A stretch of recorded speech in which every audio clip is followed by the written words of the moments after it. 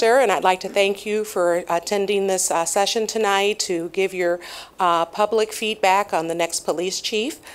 Before our consultant, Gary Peterson, and CNN analyst, Cedric Alexander, takes the stage and facilitates this process, we're going to bring to the stage first Mark Washington to give some updates and some feedback. Thank you.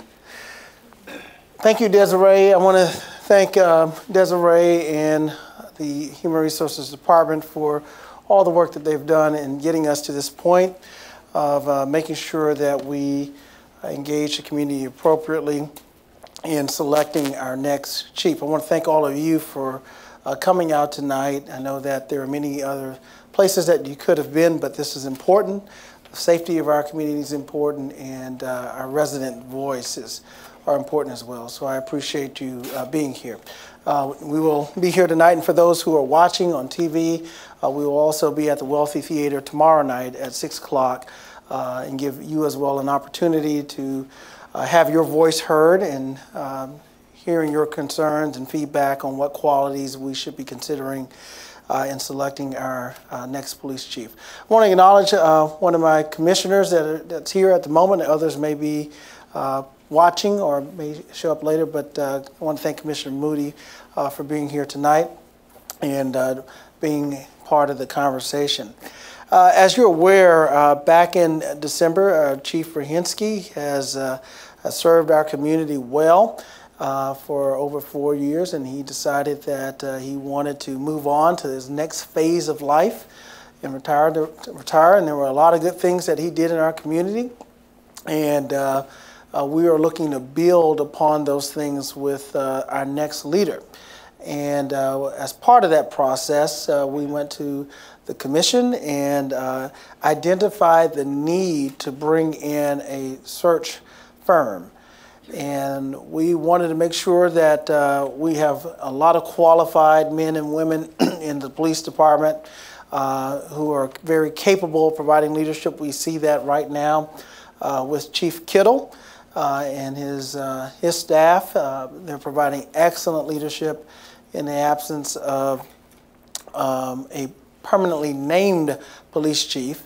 But we thought it was important that we get some assistance to make sure that we look not only internal in the department, but also external in the community. A lot of people have asked about why not just name a person within the department, and I told them that the culture within the police department, even if it's a promotional position, is to go through a very competitive and a very thorough assessment process, even when they promote internally. So they are used to that kind of competition. And we are open to selecting the best, whether that is internally or across the country. I want to put some things in context. I did say tonight we would begin. We certainly want to hear your thoughts on the police chief, but I do want to just give a real quick update on just some of the things where this all fits in terms of our larger conversations that we've been having with our commission around our strategic framework and strategic planning. And we've been talking to the commission about the kind of community that we want to be. Certainly we have a 30-year outlook with our master plan, and we're talking about when the next time we might update that. And we've every year we budget for our fiscal plan, but we've been having conversations around strategy over the next 3 to 5 years. What are some of those things that are very important that we want to focus on as a city? Next slide. Correct. And we were having those conversations around values. What are some of the things that are important to us? And we've identified 6 values that I think are important for every operation of the city. But the reason why I want to share it tonight, these are also values that are important, some of them for our next police chief. And people have asked me, what am I looking for in the next police chief? And I certainly want someone who's a proven leader and someone who's going to keep our community safe and someone who is certainly focused on resolving crime, but also working collaboratively with our residents in our community and doing great community policing. But every leader in the organization, no matter if they're in the police department or if they are working in my office, I'm going to be looking for these values, and certainly as we talk to the next police chief, that being a person who is accountable and holds himself or herself to a high standard, and the department as well, and has a level of integrity and transparency and with accountability, and someone who is collaborative, who likes to work internally within the department as well as outside the department, collaborating with agencies throughout the city, across the country, but also with community, both in terms of the business community, the resident community, nonprofits, and even in terms of people who may sometimes disagree. But there are some things that we just need to hear. Someone who sees the importance, and these are values that I've talked with the police department and had the chance to go to all the roll calls, and some at 5 in the morning, some 6 in the morning, 6 in the evening, and talk to the officers about what they're valuing in the next police chief, as well as some of the values that we're sharing not only in the department but across every department in the city. Someone who's customer oriented. And I know in the police department, sometimes it's difficult when you're enforcing the law to view someone who's breaking the law as a customer. But they are a citizen, or they are a person, and what I've shared with them, certainly whenever someone is in violation of the law, that you can't be of the restaurant mentality of the Burger King, or the customer's always right to have it their way, but the customer or the person that we encounter may not always be right, but they do deserve to be respected. And so customer service, and that's no matter whether or not the people that we encounter, all of us in public service, we encounter someone who is from the business community, someone who is homeless, or someone who is just a tourist or visitor in our community. Equity. Lots of conversation in the community about equitable outcomes and valuing inclusion, diversity, and respect, and I expect no differently from a police chief, and someone who's able to think differently, look at how we've been doing things and come up with innovative ways, and know that they are not necessarily always the person with the answer, and sometimes the people with the answer are the people who's closest to the problem.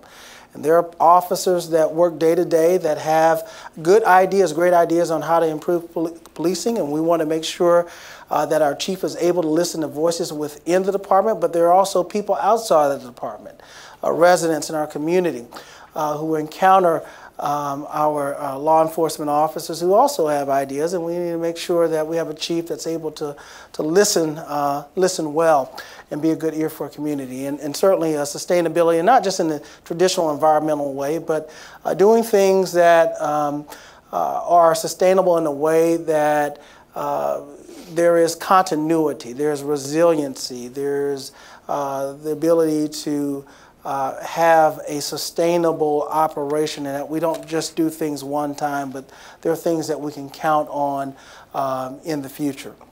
And so those are some of the general values that we've been talking about as an organization that we aspire to, that we like to see in all of our employees, and I find those, for me, no different than the community. Now, these are not the only things. These are just from my perspective, and I'm sure that there are other things that you are looking for as individuals, and that's what tonight is for. Next slide.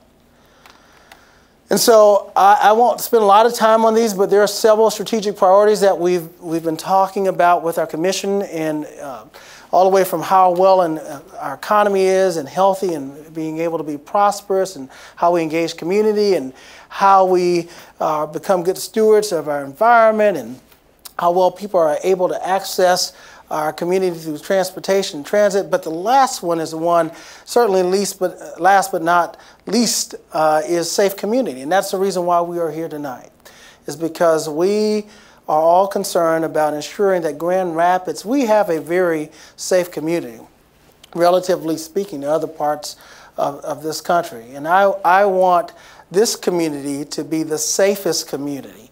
Not just in Michigan, not just in the Midwest, but I want a police chief that's committed to make this one of the safest community in the country, but do it in a way that is collaborative, that is respectful, that is partnering with both the men and women in the department, but also community. And so with that, we have consultants, a search firm who is very proven to have delivered on those kind of qualities and candidates for other clients. And we're very happy to have engaged in this process, public sector search and consultants. Got it. And we're just happy to have Gary Peterson with us tonight, who is CEO, and he was going to come and share some information about his firm and also some of the staff that he's going to have working on the process with us. He's already been hard at work. This is not his first time in town, and we're just looking forward to partnering with him. He's done great work across the country, helping to place a chief in other mid and large-sized cities, to include Sacramento and San Francisco, Syracuse on the East Coast, Kansas City in the Midwest. And I do believe that given the challenges, the growth that we are experiencing in our community, that we will need to have somebody who is familiar with policing in a community our size, particularly if they come within the organization, or someone, if not from within the organization, who's been from a community similar to our size or larger. And Gary is perfectly equipped to help us do that. So without further ado, I'm going to pass on the mic to Gary. I'm going to go over here. Okay, I'm going to pass it on to Cedric. All right.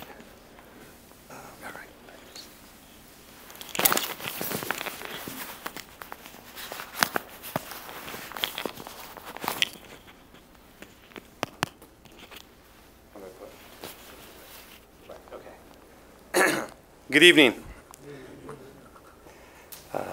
There's my first slide that actually has my descript.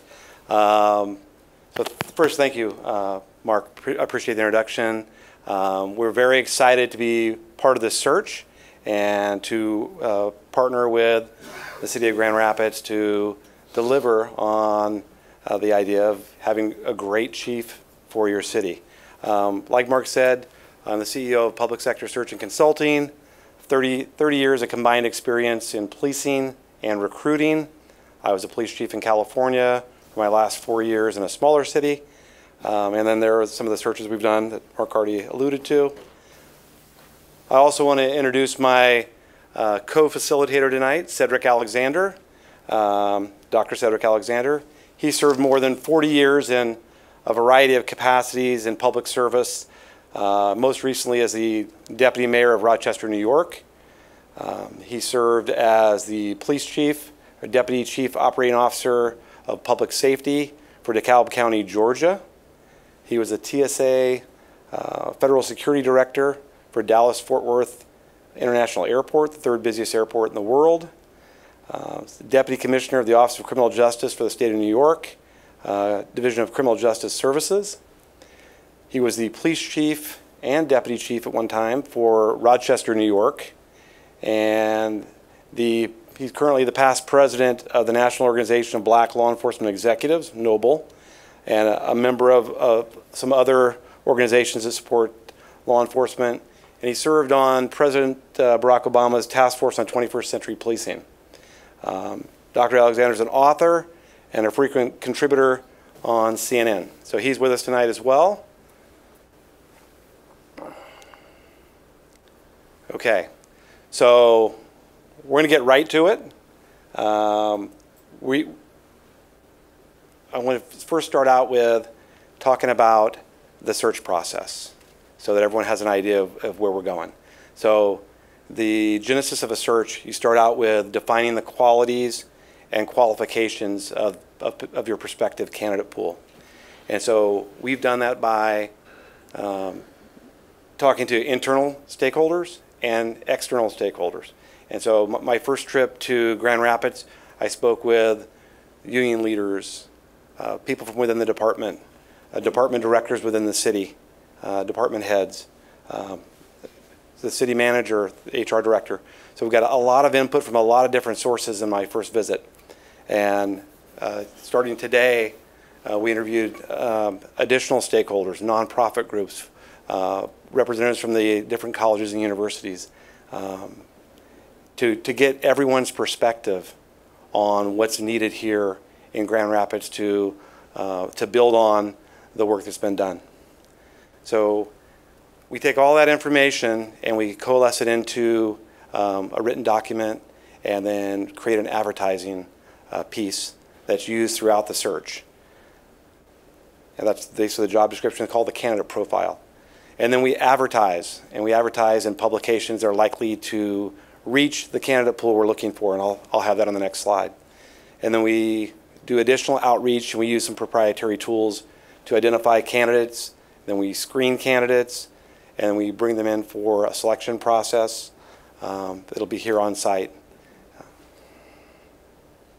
And then ultimately, Mr. Washington will decide who's going to be the police chief. He is the ultimate decider. And every search process has to have someone that does that, and it's him. So the advertising placements, where do we advertise to elicit candidates and applications? So the Police Executive Research Forum is a well-known group that deals with research in policing. They're on the cutting edge.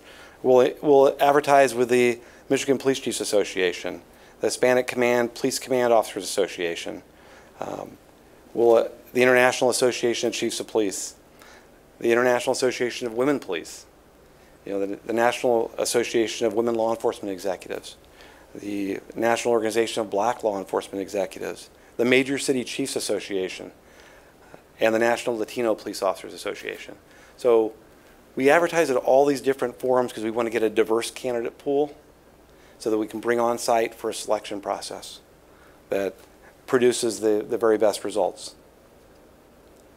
Okay, so this is where we need audience participation. We're looking for what are the personal qualities do you think are most important for the next leader of the Grand Rapids Police Department? Someone that's very assertive in the needs for Grand Rapids police officers. We do not have enough police officers, totally obvious. I've got the data to prove it. And our past chief did say this to the commission, to the city manager. He showed that we were short. He showed per capita. We were low in officers per 1,000 people, and nothing was done. So they have to be assertive. They have to get their needs met, and that's got to be also. They have to publicly acknowledge. I know there's been problems with the police department, but they generalize our police, and that is not right. It could be one or two officers that were wrong in a situation, but they cannot generalize our police. And we need a police chief that stands behind officers and states that we have a great force. We had a couple incidents that were not right. So you said a bunch there. So I know. Assertive, right? Yes. Stand behind the officers. Yes. And also get the needs met as in additional officers, which we're only down 100. So. Okay, and you're saying additional staffing? Yeah, and our past police chief did say that we're short, and no action was taken. So the assertiveness goes to that as well. Can I talk about the study a little bit? And it's my understanding that the city is conducting a study right now on staffing. Mm-hmm. It's like a workload analysis to determine the actual amount, and then the expectation would be that the new police chief come to the city manager with a business argument for additional bodies. Yeah, I have the data that will help them. We're down officers. The service areas are with less officers in them. The response times are higher. We need police, and it is a deterrent to crime. It's been proven. Thank you. Appreciate it. You're welcome. Okay. Sure. Could you at least clarify who you are? Where you say you've got data. Where is the data coming from? Data? You say police officers gathered. I'm sorry? From an ex-Grand police officer gathered it. It's factual information. My name You want me to jump in with you? Yeah. I think we need people to speak into the mic since the public. Right. Let me just check with the meeting. No, we do. So if we could, who's next? Other comments? Ma'am. Yes, I would like to also state that I would like to see the next police chief go back to serve and protect the people, not intimidate them. And when their officers is doing wrong, put them out there and let them say, hey, you're wrong, correct it, or you're out. So what I hear, protect and serve, and you said if you're not doing right, you're out. So you're talking about accountability. Accountability not only to the department but to the people. Because if you're not doing the people right, you know something's not doing right in the department, which can lead to a lot of chaos, miscommunications, and how would you just say when a kid get his hand in the cookie jar once, you keep going back in there getting cookies? It's not right. Thank you. Go ahead. I would like to see sincere interest in hiring a person who has a demonstrated history of developing and recruiting individuals from diverse backgrounds. Can you all hear me okay? Okay, great. That's a real important one, and if we can just back up just a little bit. Let me say this. A lot of different people across different parts of the country, and Grand Rapids is really no different than any other city in America that are confronted or feel they have these same issues around police and community relations. We've all been hearing about it, particularly in the last 4 or 5 years, right? And it's of grave concern. So we were here today, and I happen to be here with Gary working with him on this project today, but people we heard from today who came in from your community, business leaders and those from the non-private, non-public sector, and they shared a lot of the same ideas that I've heard thus far at this very moment. But I think what would be helpful to us, very helpful for us, in terms of what we've been tasked to do by the city manager, in terms of helping you identify a chief for the 21st century, is to really, and I know a lot of people are going to have a lot of feelings and emotions around it because of different experiences people have had in this community with police that we've heard about. But this is really an opportunity tonight to really hear very pointedly what specifically do you really want in that chief. So I'm going to help you a little bit to kind of guide you, and then you kind of take it from there, because my experience tells me in doing this, and I've written a lot about it, I've talked a lot about it, I've taught about it, and I've experienced it as a chief twice myself, both in Atlanta, Metro Atlanta, in DeKalb County, and also in Rochester, New York, which is the same exact size city as Grand Rapids. 225,000 people, slightly bigger, same type of community. And that was my first time ever chiefing, and hearing, and even coming in as a chief at that time, or deputy chief and then subsequently chief. Hearing the same things 13 years ago, we're still hearing today, but today they're a lot more pronounced, and people, community people like yourself, are asking for a lot more accountability. So let me say this. It's something that I never will forget, sitting there with President Obama 3 years ago as one of the 11 members of that task force on 21st century policing. And here's what he said that was so profound. We can give you a gun, we can give you a badge, we can give you arrest authority, but it's the community who gives you legitimacy. And until the community gives you that legitimacy, that is what makes your job easy, because without legitimacy, without trust, then it becomes a very difficult task. And let's be very honest. There's still many parts of our communities in this city, as we have heard so many times, that still struggle with trust in policing. And it doesn't matter whether it's 1 or 2 police officers or whether it's an entire agency. The perception of the people who ask to be served by sworn officers, they want to feel that they're being heard. They want to feel they have some say-so in what's going on in their community with their police. And they want to feel a sense of partnership, because no community is safe, quite frankly, without police, but also no community is safe without public being involved with the police. It is a partnership right down the middle. Everyone has a vested interest. There is no hierarchy. There is a community of policing that involve police and community working together. That may not have been your history and the perception and experience of many people in this community. But we want the next police chief, which we have been charged to give your city manager an opportunity to choose from. You get to have say in what that chief looked like. And when I say look like, I don't mean in terms of the obvious, race or gender or whatever orientation people may subscribe to. I mean in terms of character and quality of that individual, whoever it may turns out to be.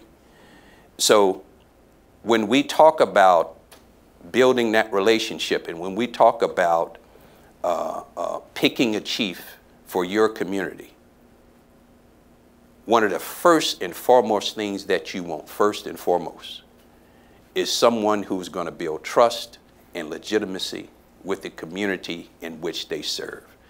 And community policing is not a unit that is subscribed to you 20 guys are to go out and build a relationship. No, it is a philosophy. It is the culture of that department. And every man and woman inside that department subscribe to community policing. And what is community policing? It's working collaboratively with the community. It's being joined together. It's opening that police department up so people can see what goes on inside. Because it's your police department. It doesn't belong to the police department. It doesn't belong to the chief. It belongs to you. And you are asking for a service. And you're asking for your public safety needs to be met.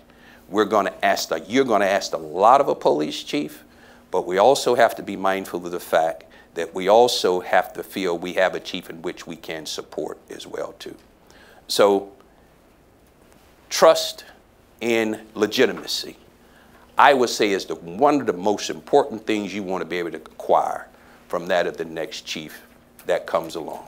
But just think about it. Just throw out some words, throw out some adjectives in terms of what do you want that next chief to be to this community and what it means to you.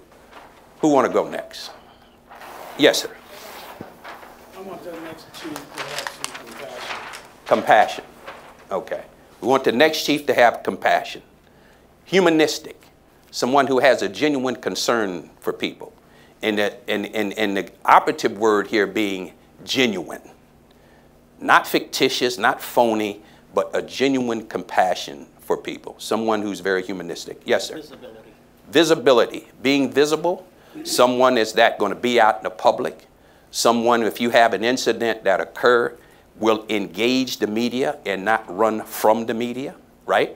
So if you have an officer-involved shooting, which really raises the concern of everybody in the community, at that point, can that chief come out and speak to what happened and not being able to share all information because it's an ongoing investigation, but can that chief be visible enough to come out in the community to say this afternoon we had an officer-involved shooting, we had an incident that take place, here's what we know right now. How meaningful is that to you?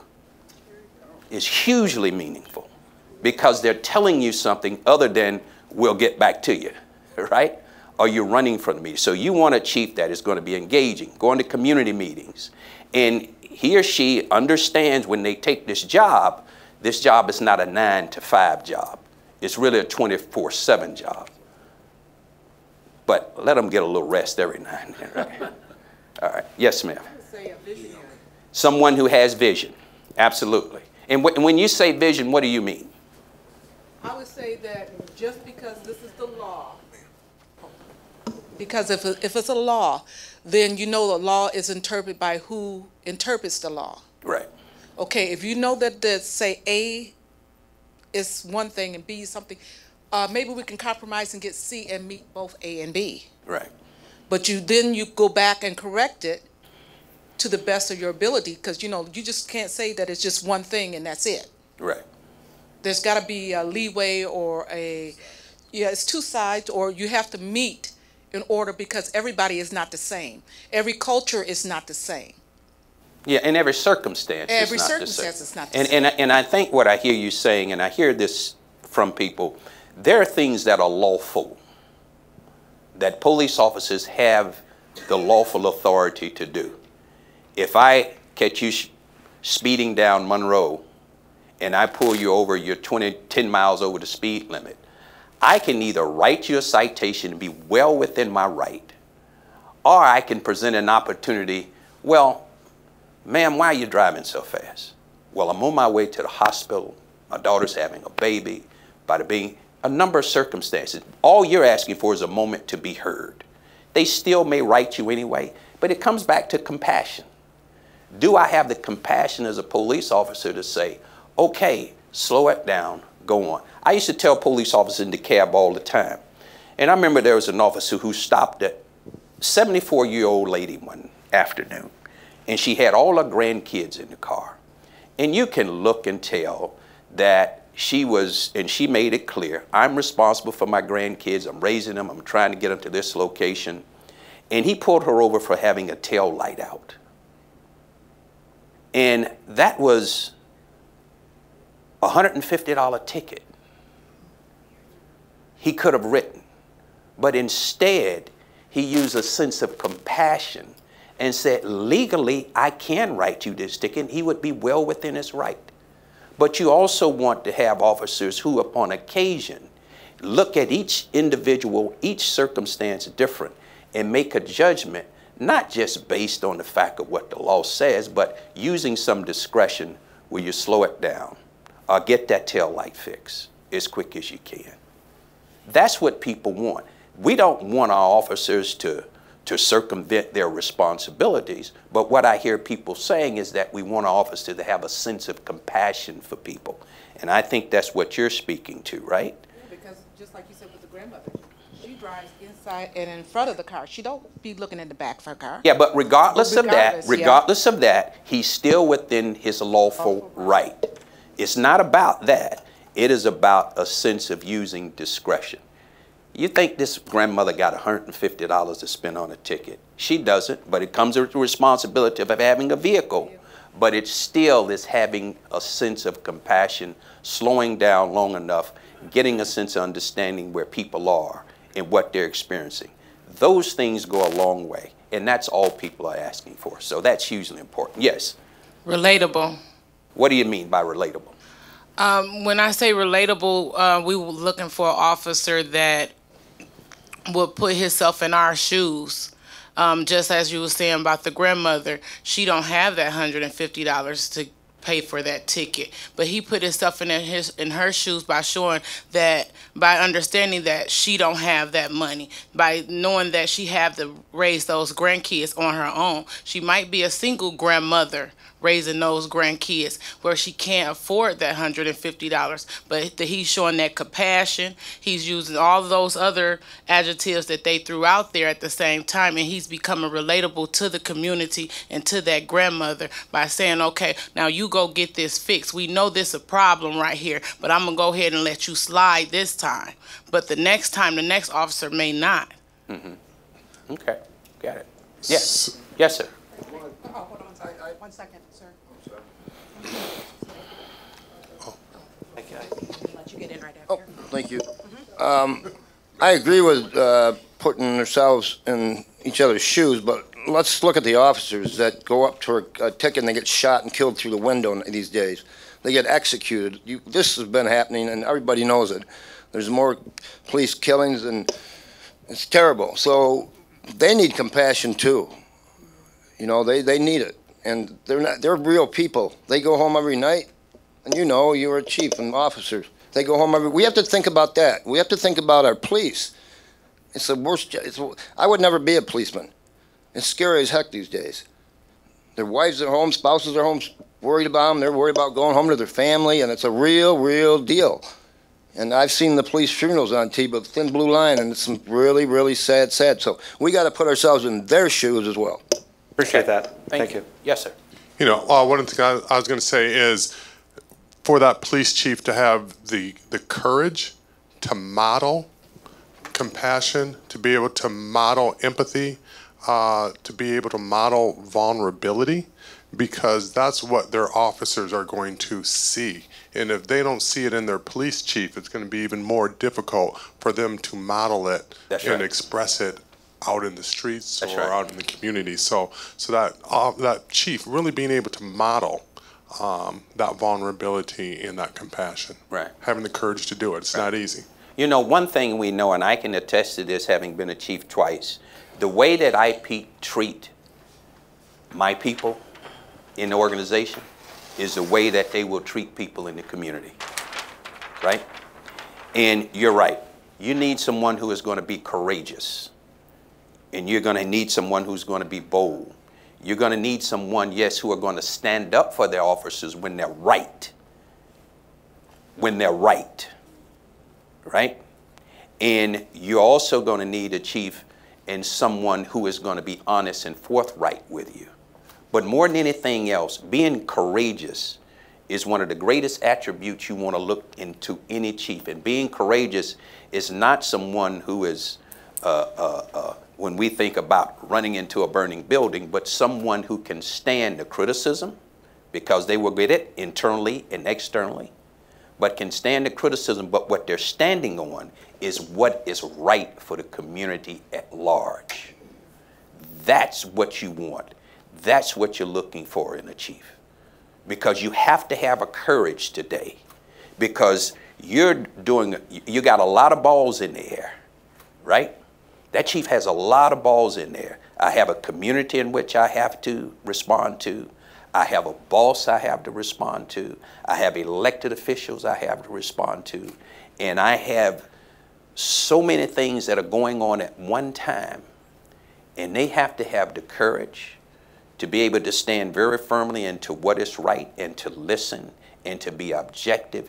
But how they exemplify themselves as a chief, whether they male or female, they lead by example. Because I am one who truly believes whatever happens inside a police agency, it starts at the top of that organization. It doesn't start at the bottom, it's at the top. Because if I'm your chief and my guys go out here and do something foolish, who do you look to? You don't call him or her, you're going to call me, right? And because at the end of the day, I'm the one that's wholly responsible for the actions, both good and bad, right? Anybody else? Please. Yeah, I think, don't forget body language. You know, the ability to escalate if it needs to be, or de-escalate. Mostly de-escalate, probably. You know, someone who's got the public relations chops to do just that. Public relations, okay. Yes, sir. My name is Mr. Gordy, and I appreciate if people say the names so I know who's talking. So that's why I'm using my name. Okay. I've lived in the inner city about 45 years. And I know equity is the hardest one, I think, of anything we've ever, as a city, as a country, anything. And equity is the biggest thing, because it's 400 years of inequity. Coming from there, I would like to have a police chief who's historically honest. Tell us more. I think I know what you're talking about, but tell us more. Who's willing to talk about race. Right. Who's willing to talk about the history of race. Right.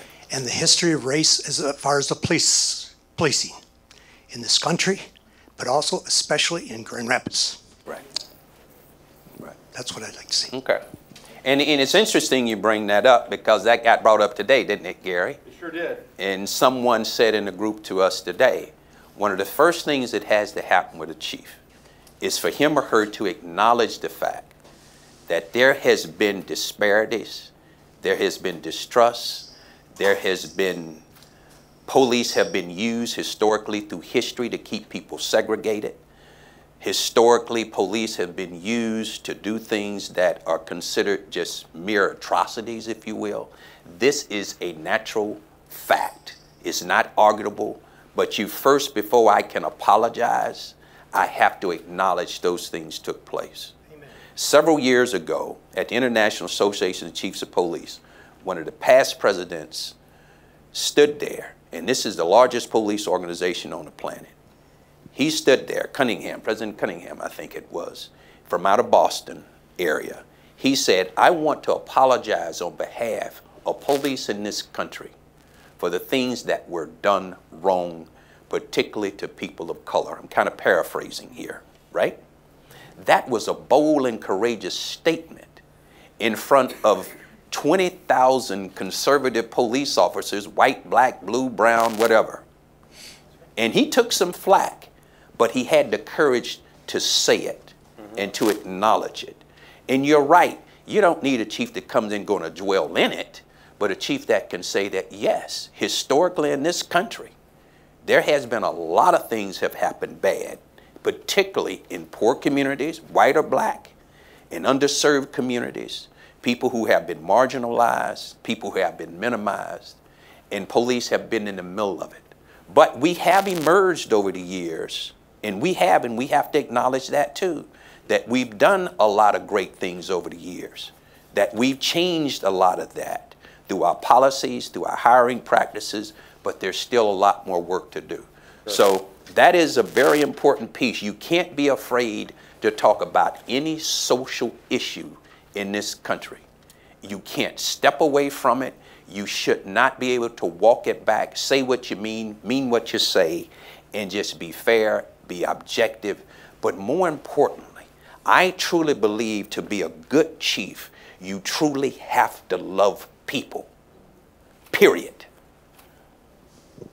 There's nothing else. You truly have to love people. You truly have to have a concern and compassion for all people, regardless of who they are. And when you can role model that, when you exemplify that, when that becomes the standard, when that becomes the vision, and your city manager who has a vision of equity, it is manageable, it is doable, and you can do it in this community. And it starts with the selection of your next chief, because that's what you demand of him or her. Yes, sir.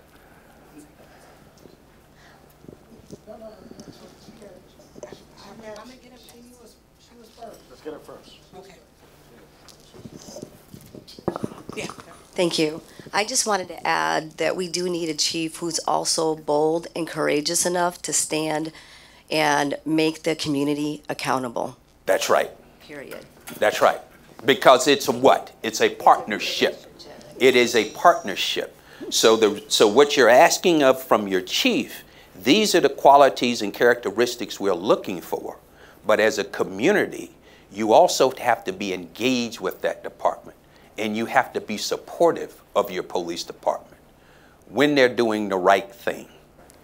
And you know that they're doing the right thing. Not to be adversarial just for the sake of being adversarial, but to stand with them and to be supportive of them, because you are the police and the police is also you. You're inseparable. That's the only way you really can create public safety in any community. Police cannot do it solely by themselves, and police and public cannot do it solely by themselves. Thank you for that. Yes. Yes, I'd like our commissioners and our officials to stand behind our police officers. I know many times our officers have been right. They are stressed out at a long day's work and might make a mistake, but our city officials take the coward way out and blame them and have them fired when they're decorated officers that have stood by our city and worked with us. I want more training in making our visit all of our residents. They should know. Rahinsky put all the police protocol on the internet.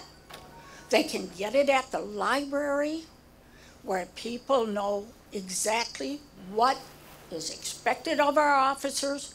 But when they, the people, don't comply and go against our officers, I want our officials to stand behind our officers. I'm sick of seeing our officers beat up by our stupid media and a bunch of lies going around. I know a lot of them. I've worked with them. They are great. I have never had a problem with them. They've always been really great on listening. I did know Dave Brzezinski well. Sure. I knew him as a person as well as a chief. He was great. He worked hard. We had picnics with the chief where they could go out and ask him anything. Right. He was always willing and able. He reached out to them. But when they shut them out and will not even ask the questions or voice their concerns, how are they supposed to know? And I think it's time we, as people, all the residents, that's all I am, I've been in Grand Rapids for years, and I see this time and time again, where they are beat up and they get to a point, we're going to lose them. They're going to retire. And what are we going to have? Right. A wild city with no policing. All right. Well, thank you for that perspective. Thank you. Appreciate that. Thank you. Thank you very much. Nathaniel Moody. I wanted to add two words up there. One is I would like for our new chief that's coming to Grand Rapids to have some cultural intelligence. Amen. Not cultural competency, but some cultural intelligence. And you kind of said it earlier. Been in a situation where you understand the culture that you're coming into, that you'll be able to relate to all races, but understand some kind of cultural differences with those races. And I think that's, for me, that's very big, because if you don't understand the culture and you have one culture, then you'll be like that president from Boston saying, I'm sorry. Okay.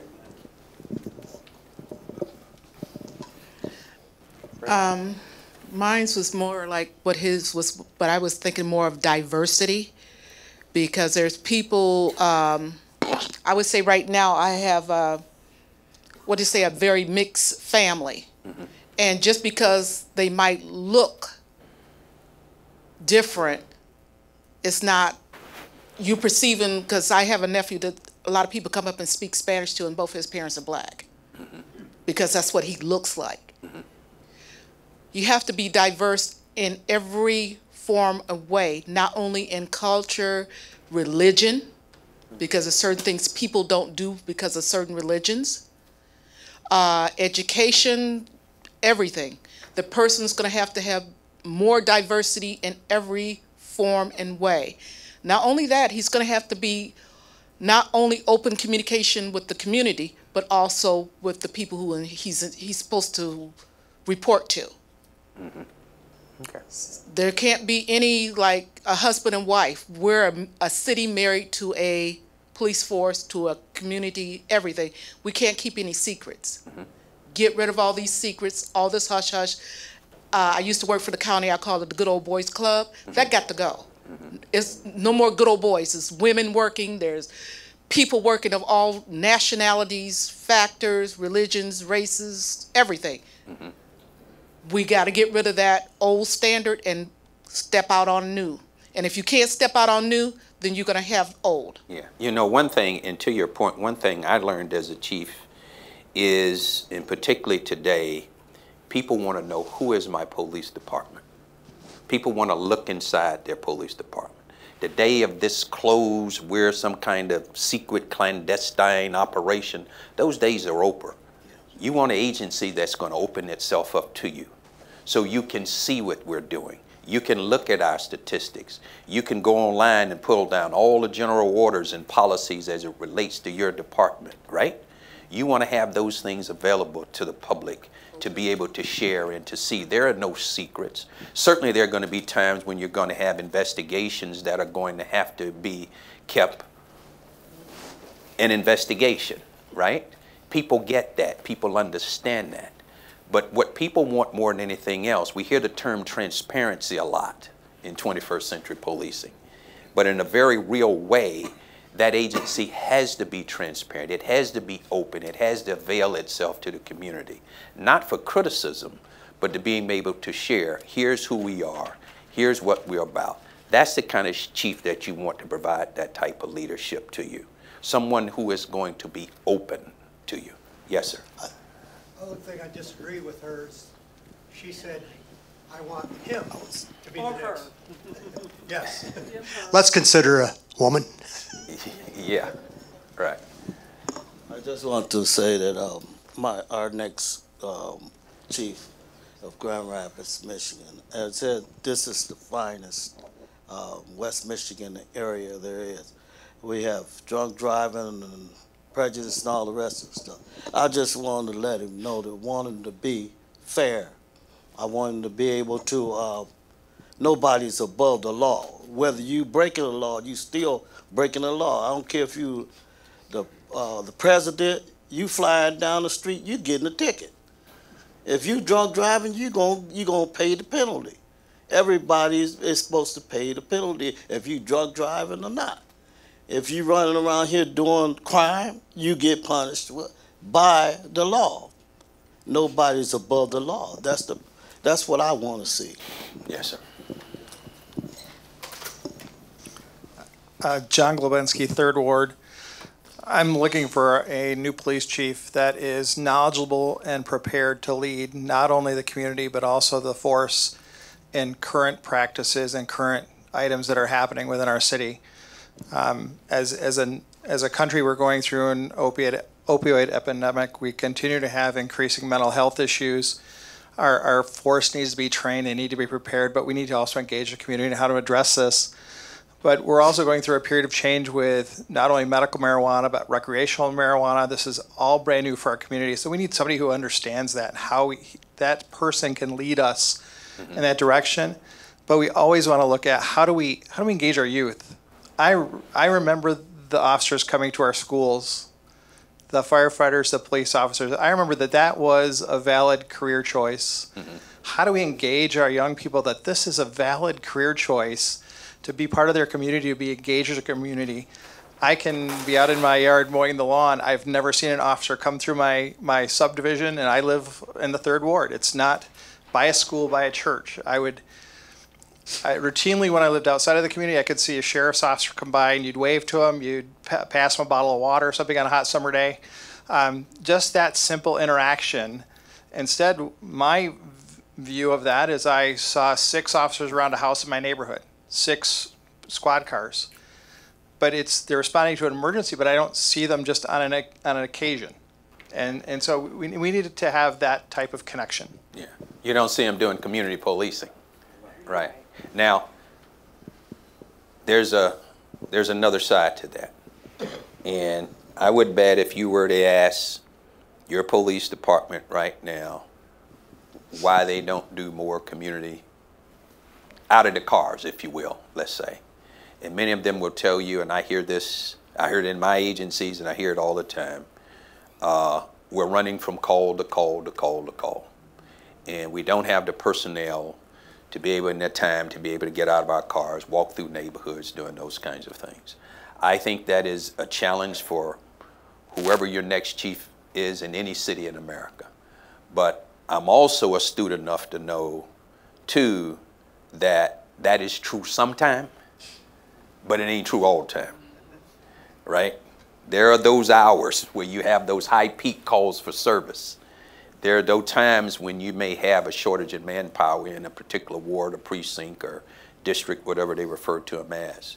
But I think it has also become common practice for your next chief to encourage officers to get out of their car when they have the time and to talk to people and to meet with people and to, because here's the thing, when something do happen in that community, in particular, if there's something that raises a level of anger or frustration with people, you and I are in a much better place if we've interacted with each other in the past and we know each other, we're acquainted with each other. So regardless of what occurred, we don't end up clashing, we end up talking it through and having a sense of trust that we're going to get through this together, right? So we have to encourage that. But police oftentimes do have their challenges around responding to calls of service where they may not have time to get out of their vehicles. But this is not all the time. But I think what's going to be demonstrably clear here is once this data analysis is done around manpower allocation, to really see if your manpower is really being adequately utilized in a way that is the most productive for the city. And we'll be able to determine that through the science and not just through some anecdotal observation, right? So, great point. Yes. Yes, ma'am.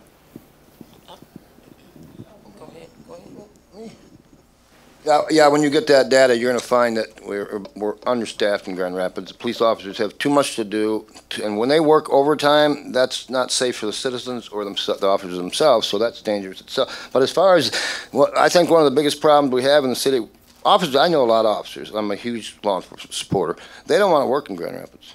They don't want to be here. Our city officials do not support law enforcement. We have 2 commissioners that I'm confident do. We have 5 that I'm confident don't. And that is not right. They don't speak any pro-law enforcement on behalf of them. They just don't do it. But let me ask you a question. Let me ask you a question, though.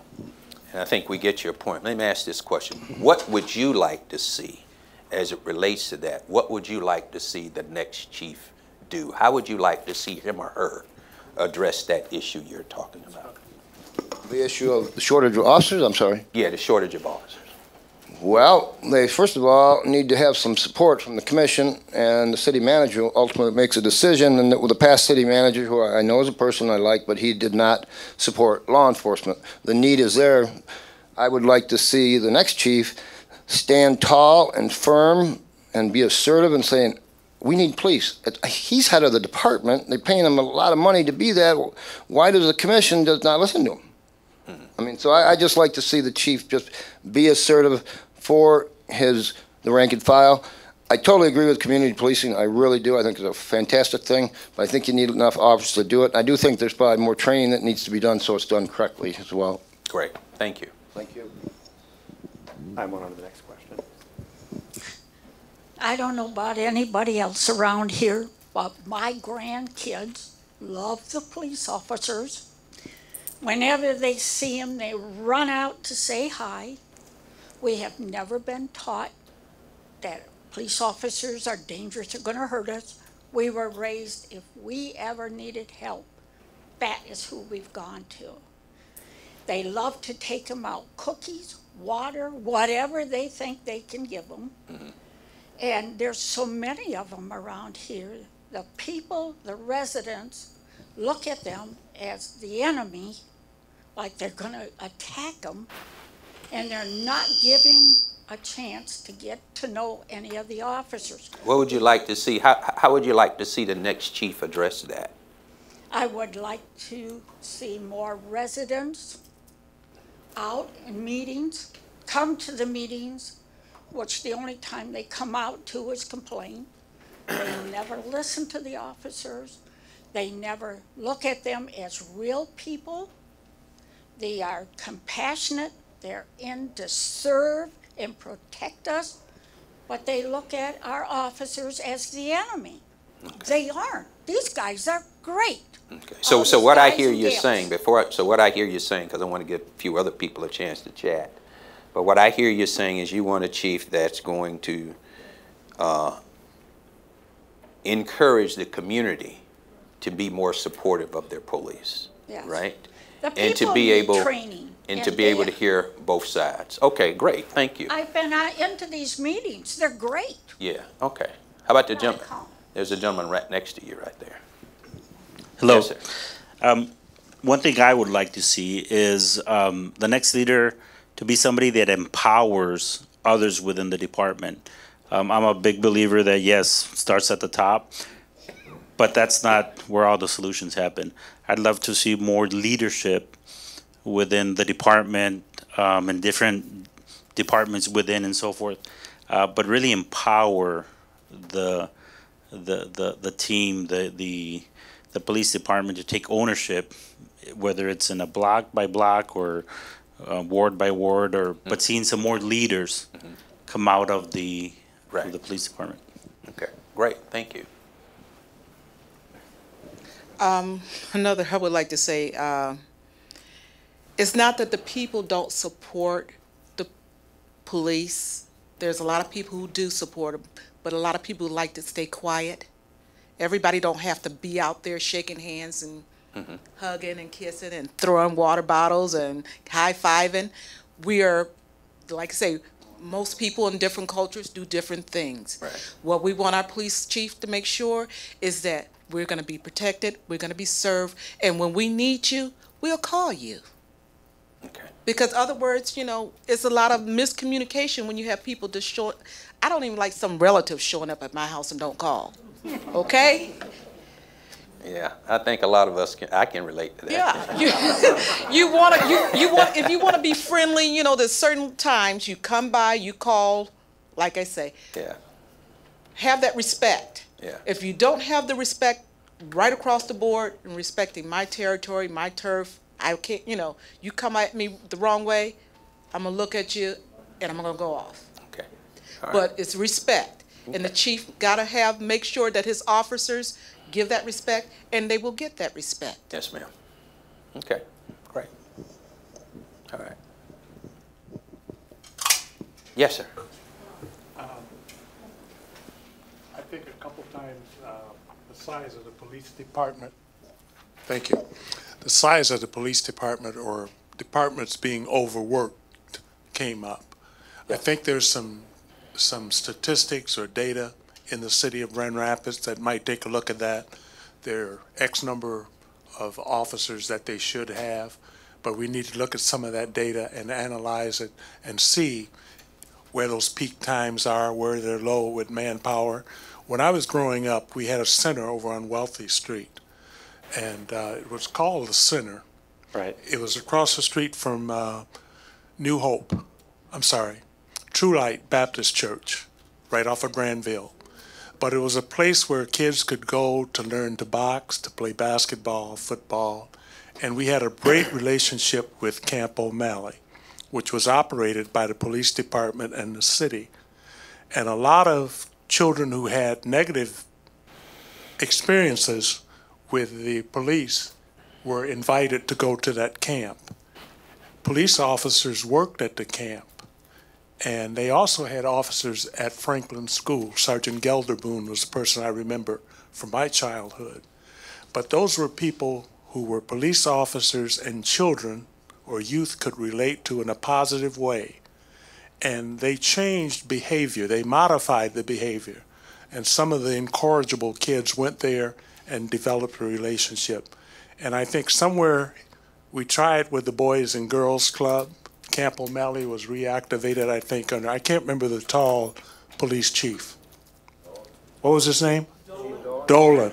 I think he was one of the people who reactivated and reconstructed Camp O'Malley. But we need those type of images and those type of role models so that the young people see children, see police officers in a different setting. And I would hope the chief would be an advocate for something along those lines. Great, great. Okay. Any other thoughts? Yes, sir. Great. I think the idea has been expressed in different words, 2 words, culture and religion. But within the department, I think when the new leader comes, they have to give the training to the staff. Because when the place of worship was being built in Kentwood, I was invited. I'm from the Islamic Center, the director of the Islamic Center. So I was invited 4 times in the Kentwood police station to deliver a lecture and tell them what to do, how to behave. So after 9/11, I think a special community is under depression, stress. I think that quality has to be that the faith community has interaction with the chief. Right. Absolutely. That's right. Great. Thank you very much. Thank you.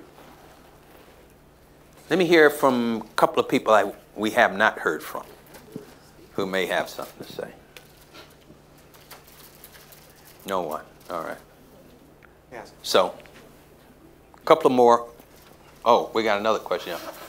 What changes do you hope the next leader will bring to the department? Just 1 or 2 words. What changes would you like to see he or she make? I think we've heard a lot of them, but anything else come to mind to you? More officers, okay. What else? expectations. Ma'am? Great expectations. High expectations. Okay. All right. Expertise. I'm sorry? Expertise. Yes, yes, absolutely. What else? Vision. Vision. Hugely important. You can't go anywhere unless you got a vision, right? Right. Anything else come to mind for you? Yes, ma'am. I would like to have where our officers are able to go into schools, get these kids when they're younger, get to know the officers. They have tried, our officers have tried to schedule times when they go into the schools and visit with these kids. Okay. Get to know them. We need to start with these children young when they can learn that these people, our officers, are all there to protect them and keep them safe. Our schools are not safe in Grand Rapids. My son's a teacher, and I'm telling you, it's a nightmare for him to go in every day. He has to watch his back. And these kids don't trust because they're getting the idea that through the media and everything that there's not a safe place in the schools. Okay. Where if our officers can come in and talk to them about it, work with them, I think if we start young enough, it'll be a whole lot better. Thank you. That's great. Thank you very much. Senator? Yeah. Positive police-youth interaction? Is that what you're talking about? Yeah. Yeah. That'd be a good way to frame it. Yeah. So any other thoughts or comments? And I don't want to feel like you just got to say something, but I know we've covered a lot. I think this maybe was mentioned earlier, but just continued efforts around recruitment, around diversity, whether it's gender as well as Latino, African American, Asian, you know, in the force. So continue to ramp up those efforts. So let me wrap this up by saying this. You want a chief also who's going to have the vision to understand, and that's a very important question. Who are we recruiting as police officers? Who are we recruiting? Because that's essentially important today, right? Who are we recruiting? How are we training them? And then who's responsible for their supervision? Because all this has a beginning point of somewhere. Are we recruiting the right type of personalities who are coming into policing not to be stormtroopers, but to be guardians of a community, right? And to be a guardian does not mean that you're coming in being weak. What it means is you're coming in being strong. You're coming in with a sense of community, a partnership. And when you have to use force, you have to use force. And unfortunately, there are bad people in the world. And we have to train our police officers to protect you and to protect themselves. But we also have to hold them accountable to the fact that we don't escalate situations. We don't let our personal judgment come into situations. We're there under the color of law and acting in a way in which we all can feel proud of. And if an officer has to use force of any measure, people in the community can understand why that force was used, and it doesn't have an appearance of being other than anything what is legal and what is right. So we always have to ask the question, who are we hiring? Because you have young people today who are coming into police departments, they ain't gonna stay 30 years. All the data suggests they're not coming in to stay 30 years. They may be with you 4, 5, 6 years maybe, and then they're going on to something else. It's not like in my generation, being a Generation X, and many of you who may be, I mean, I'm not Generation X. I'm a baby boomer. Y'all are Generation X. Wishful thinking. I'm an older Generation X. There you go. But the point I'm making is that young kids today, and here's the thing we always have to be mindful of when we say we want diversity. We do, and it's a challenge. Because I need people from diverse religions. I need people from all type of diverse backgrounds. It doesn't matter to me what their sexual preference is, what their race is, what their gender. None of that matters. What I want the day when someone comes to my home to answer my call, they're going to be well trained and they're going to be respectful, and they're going to carry out their duties as a law enforcement person. That's what people want. And people want to see diversity, absolutely, positively. But at the end of the day, what we all want is someone who is going to treat us respectfully and someone who truly, truly believes in the Guardian model of policing in the 21st century. Because the days of just coming in, kicking open doors and disrespecting people, or I can't talk to you about what I do, those days are gone. People have a higher expectation today of their public servants. And the most visible and the most controversial and the biggest selection that any city leader is going to make is going to be their police chief. Because if there's going to be an issue, he ain't going to be in the fire department. Why? Because everybody loves fire department. You know, those guys come put out a fire, they save our grandmother from a heart attack or whatever, right? But police, it's a whole different dynamic.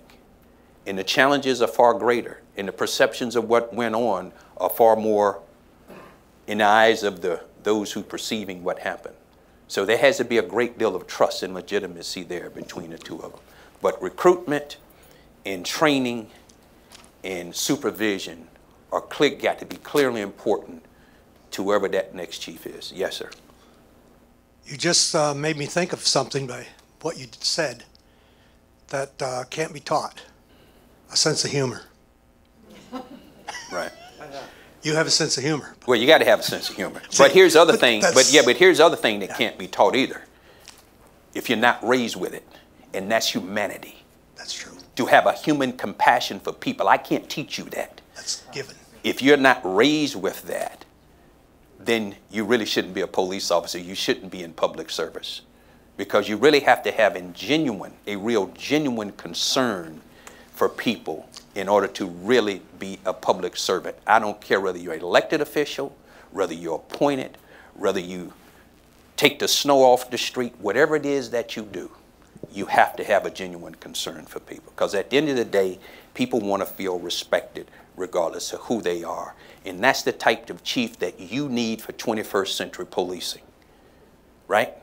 And somebody who don't have a problem saying, I love people. That's why I do what I do, because I have a compassion for people. And I'm a humanistic, because you can't teach that. If you didn't grow up with it and learn it, you're SOL. Are you busy for the next few years? Yes, sir, I am. He is busy.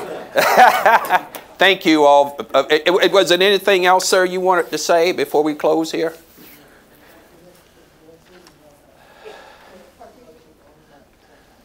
I just wanted to add real fast that, I mean, that goes both ways. Compassion, I mean, police are called pigs, they're spit at, they have to have a lot of restraint.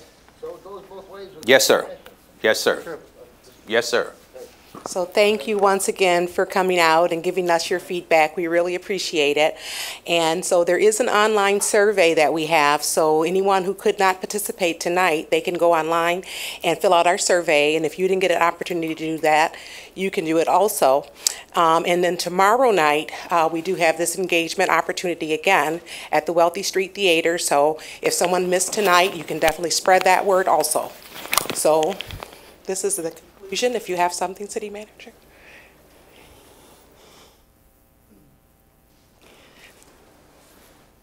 Again, I echo my thanks to the staff as well as our partners in what they have helped us do tonight. And thank you again for coming out, and be safe. Have a good night.